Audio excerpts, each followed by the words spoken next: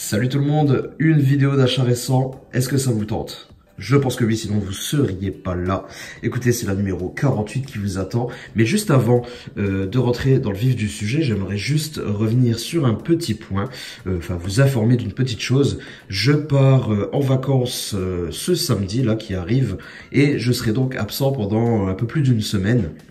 Mais vous inquiétez pas, ça va rien changer au niveau de la chaîne. Il y aura quelques vidéos qui sortiront même durant cette semaine parce que je vais à la suite de cette vidéo en tourner deux de plus pour avoir du contenu à vous uploader la semaine prochaine. Je les tournerai, je les montrerai à l'avance et je les mettrai déjà sur YouTube mais en privé. Et comme ça en vacances j'aurai quand même de quoi vous mettre deux vidéos. Achat récent, simplement il me faudra que je les passe en public dans la semaine, que je trouve une petite seconde pour les passer en public. Mais au moins ça sera fait, ça permettra de ne pas avoir une semaine à vide et puis voilà, de pouvoir quand même vous proposer du contenu. Mais en plus de ça, ça sera des vidéos achat récents, donc ça va me permettre de rattraper un peu mon retard que j'ai, parce que là c'est la vidéo achat récent numéro 48 et j'ai de quoi faire, je sais plus, j'ai écrit sur l'ordi, mais je crois que j'ai de quoi vous faire pour l'instant 55 ou 56 vidéos achat récents. C'est tout le retard que j'accumule en fait, parce que je vous présente des choses des fois que j'ai achetées il y a 4 mois, donc voilà. Là au moins je vais pouvoir avancer un petit peu dans les nombres et puis rattraper un petit peu mon retard. Vous allez voir, même là il y a des choses que je vais vous présenter que j'ai depuis 2-3 mois dans ma collection, donc voilà. Au moins ça sera rattrapé et puis voilà, comme ça tout le monde sera content. Par contre, vous étonnez pas si je ne réponds pas tout de suite. En général, j'arrive toujours à répondre dans les 3 jours à tout le monde. Mais là, forcément, je vais peut-être mettre un peu plus d'une semaine à répondre. Surtout que quand je reviens de vacances, je repars un petit week-end de 2-3 jours sur Paris. Donc, je sais pas exactement combien de temps je vais mettre à répondre à tout le monde. Mais ce sera fait, bien entendu, comme toujours. Écoutez, maintenant que j'ai fait mon petit speech, on va peut-être en revenir enfin à cette vidéo achat récent. Alors il y aura 2 steelbooks et il y aura d'ailleurs de l'amarré également. Alors pour commencer, un petit objet high-tech si on peut dire, parce qu'il est en rapport avec mon Apple Watch série 4. Je remercie d'ailleurs Steelbook Ciné Club qui m'avait, quand j'avais fait une vidéo que je vous avais présenté cet objet que j'avais acheté, il m'avait parlé des bracelets milanais qu'on pouvait trouver autres que Apple sur Amazon, etc. beaucoup moins cher. Et j'avais déjà vu, bien entendu, qu'ils en proposaient, mais j'avais vraiment un gros doute sur la qualité. J'avais peur notamment que ça raye la montre ou quoi que ce soit. Et il m'a convaincu. Et d'ailleurs, je me suis dit franchis le pas et prends-toi-en un. Au pire, je sais plus, je l'ai payé 12 ou 13 euros. Ça sera, si c'est nul, ça sera pas grand chose de perdu, alors que voilà, Apple c'est 150 euros je crois le bracelet. Si finalement le Milanais ne me convient pas, ça fait cher payer quand même pour quelque chose qui nous convient pas. Donc j'ai pris celui-ci et puis écoutez, je m'en contenterai très bien parce que je le mets assez rarement, parce que je préfère quand même niveau confort le bracelet fourni avec l'Apple Watch Sport de base en silicone. Il se fait un peu plus oublier, c'est juste ça. Donc je le trouve un poil plus agréable pour la vie de tous les jours, mais après voilà, pour quand on sort, qu'on est un petit peu plus habillé, je trouve que celui-ci est quand même beaucoup plus beau. Alors de temps en temps je le mets. Voilà, merci Steelbook Ciné Club pour tes conseils. C'est grâce à toi que j'ai franchi le pas. Je le trouve très joli pour un petit bracelet no name. Il est très sympa. Donc voilà, on va passer enfin au Blu-ray. J'espère que j'ai pas perdu la moitié de mon audience, mais voici le premier achat que je vous présente. Il s'agit du film Jusqu'à ce que la fin du monde nous sépare, un film que j'ai vu pas mal de fois dans les achats de certaines personnes et qui m'a intrigué. Ce film, en fait, c'est surtout l'idée du film, le concept du film qui m'a intrigué, parce que c'est l'humanité qui apprend qu'un astéroïde va s'écraser sur la Terre et que ça va être la fin du monde, tout simplement, et on va voir comment les gens vont réagir face à cela. Le concept me plaît. Je ne l'ai pas encore regardé, je ne sais pas trop à quoi m'attendre, j'ai pas voulu regarder de bande-annonce, j'ai pas voulu trop me renseigner dessus. Je sais pas du tout si ça va virer comédie ou quoi que ce soit, parce que quand je vois le casting quand même de Steve Carell et Keira Knightley, je me dis que peut-être ça va virer un petit peu nawak ou comédie ou j'en sais rien, je sais pas comment l'aborder en fait justement. Mais je suis très intrigué par ce film, donc j'ai hâte de le voir. J'ai hâte de le voir. Ça fait un petit moment que je me le suis pris, mais j'ai toujours pas pris le temps de le regarder. Donc voilà, n'hésitez pas à me dire dans les commentaires si vous l'avez vu, si vous l'avez apprécié. Je serais curieux de le savoir. Deuxième film de cette sélection, aujourd'hui il s'agit d'un film d'animation japonaise, il s'agit de Mirai, ma petite sœur. J'aime beaucoup les films d'animation japonais et celui-ci m'intriguait beaucoup, je l'avais vu 1 ou 2 mois avant sa sortie, une petite bande-annonce, et je m'étais dit tiens celui-ci je vais aller le voir au cinéma. Alors quand il est sorti, impossible de trouver une salle qui le diffuse malheureusement près de chez moi, et donc je me suis dit bon on va devoir attendre la sortie Blu-ray. Et figurez-vous, quand il est sorti enfin en Blu-ray, j'avais tellement hâte de le voir, et puis j'avais tellement été frustré de ne pas avoir pu le voir au cinéma, que je l'ai acheté direct, j'ai pas voulu attendre, j'ai fait mon petit caprice, j'ai pas voulu attendre de le choper moins cher, je l'ai pris tout de suite, je l'ai trouvé en grande surface, chose assez rare pour un film d'animation japonais, je l'ai trouvé chez Auchan il me semble, et je l'ai pris direct, et je regrette pas parce que j'ai beaucoup aimé ce film d'animation, et il traite d'un sujet assez peu banal et je crois, à mon sens, jamais traité encore. Et je voulais le résumer. Allez hop, je voulais le résumer, ça te donnera peut-être envie. Kun est un petit garçon à l'enfance heureuse jusqu'à l'arrivée de Mirai, sa petite sœur. Jaloux de ce bébé qui monopolise l'attention de ses parents, il se replie peu à peu sur lui-même. Au fond de son jardin, où il se réfugie souvent, se trouve un arbre généalo-magique.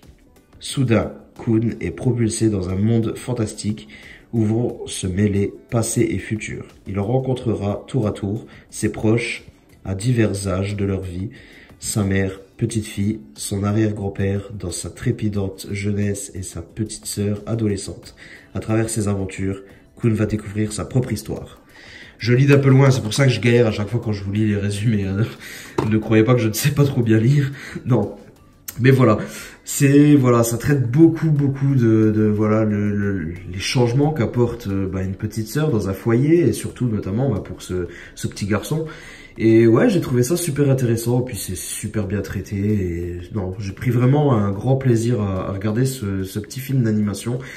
Et c'était vraiment top. Je ne regrette pas du tout, il restera dans ma collection sans hésiter. Ensuite, encore un Blu-ray que je me suis chopé, Assassination Nation. Alors celui-ci, j'ai été le voir au cinéma. J'étais pas ultra hypé par ce film, mais il m'avait assez intrigué quand même. J'ai été le voir au ciné parce que voilà, il était avec pas mal de sorties. Je me souviens quand il est sorti, je l'avais pas mis en priorité, mais j'ai trouvé le temps d'aller le voir. Et écoutez, il m'avait agréablement surpris quand même. Alors, la petite histoire, ça se passe à Salem, petite ville américaine. Et en fait, tout un lycée, c'est tout un lycée, non, c'est toute la ville carrément qui se fait hacker. Tous les comptes se font pirater, de tous les habitants de la ville se font pirater, que ça soit autant les téléphones, les adresses mail, les SMS, tout ça se fait pirater, donc tout est rendu public, et donc forcément tous les secrets de chacun sont dévoilés, et donc tout va partir en vrille totalement, hein, parce que tous les petits secrets de tout le monde vont être révélés au grand jour, donc voilà, avec le lot de problèmes qu'ils ont avec. Et ça part un petit peu trop en vrille à mon goût, hein. Ça manque un peu de réalisme sur ce point, mais je crois pas que c'est le but premier du film. C'est vrai qu'il y a passé la moitié du film, il y a un revirement et un excès qui est là, mais c'est totalement voulu, parce que justement à partir de la moitié de ce film, le film prend une tournure assez bizarre, assez intéressante. Le réalisateur se fait ultra plaisir en fait. C'est vraiment ce que j'ai ressenti en voyant le film. Tout le début, on assiste un petit peu à la nouvelle génération des jeunes, avec je sais pas, tout passe par le téléphone, y compris des choses très limite. Mais on nous expose juste ça, et puis après, à la seconde moitié, ça part totalement en vrille. Le réalisateur se fait plaisir en mélangeant tous les genres de films, et avec d'énormes clins d'œil à des classiques du cinéma et de plein de films. Vraiment, le réalisateur nous montre tous les films qui l'ont influencé, et il se fait plaisir. On a vraiment ce ressenti-là, et ça part totalement en vrille dans tous les sens, et c'est plutôt bon, hein. C'est plutôt bon. Donc c'est pas tant le film en lui-même qui m'a plu dans ce sens, mais vraiment la réal, parce que on le sent, que le réal se fait extrêmement plaisir dans ce film. Donc voilà, il est quand même à voir, même si peut-être vous n'accrocherez pas totalement, le film est quand même à voir au moins une fois. Dernier Blu-ray de cette sélection, il s'agit de Mutafukaz, un film qui m'avait été recommandé par Adrien juste avant qu'il ferme sa chaîne malheureusement. Adrien m'avait conseillé ce film en me disant qu'il était vraiment génial et je m'étais dit tiens je vais me le noter dans un coin et en fait j'avais beau chercher, il sortait pas en Blu-ray.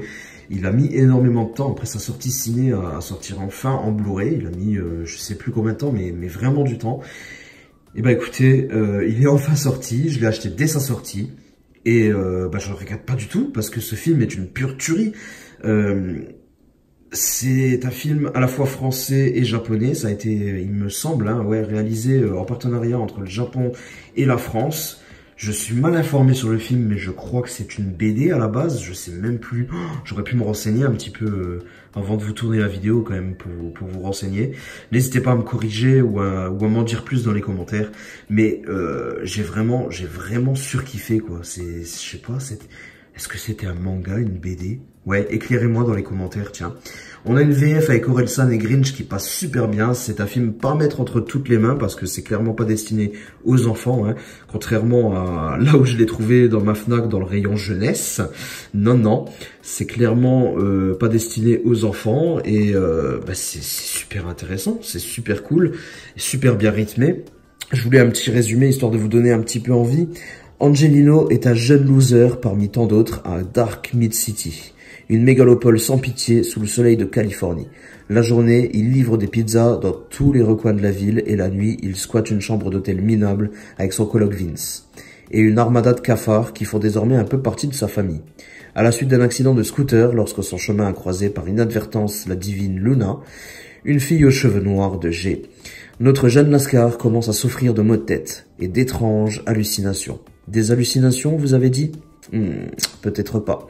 Pourchassé par des hommes en noir, Angelino n'a plus aucun doute. Il est pris pour cible. Mais pourquoi lui? Ouais, super bien rythmé, super bon, il y a ce qu'il faut, il y a du gore, il y a du... non, franchement, super, du début à la fin, je me suis régalé, j'ai bien envie de le voir une seconde fois d'ailleurs, là, mine de rien, ça fait quelques mois que je l'ai acheté, et du coup, je me le referai bien, là, Voilà, on a terminé avec les amarrés. On va passer maintenant aux deux steelbooks de ma sélection. Il s'agit de deux steelbooks Disney. Alors le premier, il s'agit de Tarzan que je me suis enfin trouvé. Un steelbook Disney que j'attendais beaucoup en fait, que je souhaitais obtenir. Tarzan n'est pas mon Disney préféré. Je le range déjà dans les Disney récents. Mais c'est pas mon préféré. Mais je l'aime beaucoup pour une chose, sa BO. Et rien que pour ça, il m'a quand même marqué ce Disney. Et du coup, rien que pour ça, je l'aime bien celui-là. Je l'aime bien, je l'aime quand même pas mal. Et du coup, j'avais toujours trouvé que ce steelbook était plutôt sympa. L'édition Zavi, là, était vraiment sympathique. Mais j'étais quand même pas prêt à mettre le prix qu'il vaut actuellement. Je dirais aux alentours de 45 €, frais de port inclus. On a du mal à le trouver en dessous quand même. Et j'avais pas envie de mettre non plus ce prix-là. Ça c'est un prix que je pourrais mettre mais vraiment en cas de gros coup de cœur et j'étais pas prêt à mettre ce prix là et je l'ai trouvé une bonne fois sur eBay. J'ai eu un petit peu de chance et je l'ai chopé à que je me souviens bien, je crois que j'ai chopé à 30 € ou 32 €, quelque chose comme ça, à peine plus de 30 €, frais de port inclus. Et là, je me suis dit, bon, là, ça vaut le coup quand même, je le chope.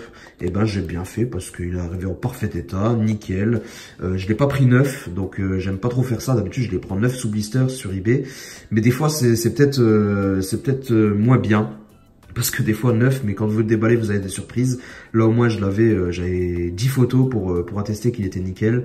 Et il était effectivement nickel. J'ai juste fait une petite rayure et c'est moi-même qui l'a fait un petit peu accidentellement, bêtement, malheureusement. Mais écoutez, je suis très heureux de ce steelbook. Et puis, voilà.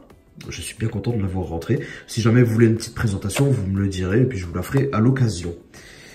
Ensuite, on enchaîne avec un second Disney. Alors là, c'est très particulier. C'est quelque chose que je fais assez rarement. Je ne suis pas un grand fan de ce Disney. Le Livre de la Jungle, je ne suis pas un grand fan. Je ne suis pas non plus un grand fan des steelbooks Mondo, des éditions Mondo qui sortent un petit peu en masse là pour les Disney. Mais par contre, celui-ci, je le trouve juste sublime. Je suis tombé amoureux depuis le moment où ils l'ont sorti, parce qu'il date de plusieurs mois. Hein. Mais je me disais, mais tu vas pas le prendre, tu n'aimes pas spécialement ce Disney. Tu ne le prendras pas, non, c'est mort. Et de fil en aiguille, j'arrêtais pas de me le dire, je me le prends, je me le prends pas, je me le prends, je me le prends pas. Et puis un jour il y a eu une baisse de prix chez Zavi, et on l'a trouvé pas trop cher, je l'ai eu à moins de 20 €, frais de port inclus, je sais plus combien exactement, mais je l'ai eu pour pas cher. J'avais un autre steelbook à choper chez Zavi, j'ai dit allez hop, prends-le, tu le regretteras si tu le prends pas. Et puis quand je l'ai reçu et que j'ai vu la finition, je me suis dit franchement, je regrette même pas. Je regrette même pas de l'avoir pris parce que je le trouve magnifique. Et pourtant les Mondo, c'est tout ou rien. Je trouve que cette collection est sur certains c'est très hasardeux. Hein. Sur certains c'est pas très joli, sur d'autres c'est très beau. Mais celui-ci, je le trouve vraiment super classe, vraiment super beau avec de jolis effets. Et voilà. Mais je reste pas ultra fan de ce Disney. je sais pas pourquoi. Mais voilà, achat légèrement capricieux sur ce coup, mais non, je suis très content de l'avoir, juste pour l'objet là, j'en suis ravi. Écoutez, c'est tout. Je vous ai présenté mes petits achats récents et puis écoutez, je vais encore vous en présenter quelques-uns dans les prochaines vidéos qui vont suivre. J'espère que ça vous a plu. Vous n'hésitez pas à me dire ce que vous en pensez dans les commentaires juste en dessous.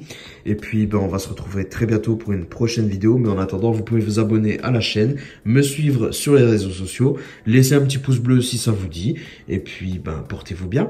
Ciao tout le monde.